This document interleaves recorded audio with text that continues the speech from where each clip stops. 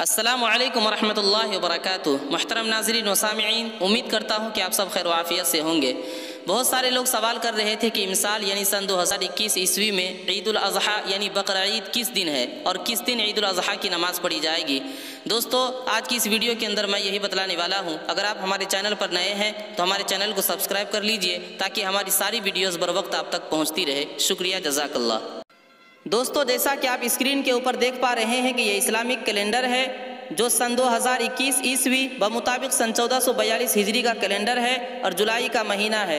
इस महीने के 12 तारीख को मंडे यानी पीर के दिन 1 ज़िलहिज्जा है और 21 तारीख यानी बुध के दिन 10 ज़िलहिज्जा है।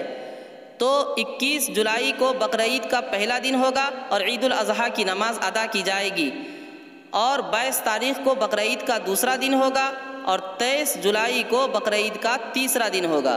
तो बकरा ईद का पहला दिन 21 जुलाई है, दूसरा दिन 22 जुलाई है और तीसरा दिन 23 जुलाई है। उम्मीद करता हूँ कि मेरी ये वीडियो आपको अच्छी लगी होगी। अगर अच्छी लगी है तो वीडियो को लाइक कर दीजिए और आगे तक शेयर करना ना भूलिए। शुक्रिया, जज़ाकल्लाह। अस्सलामु अलैकुम वरहमतुल्लाहि वबरकातुहू।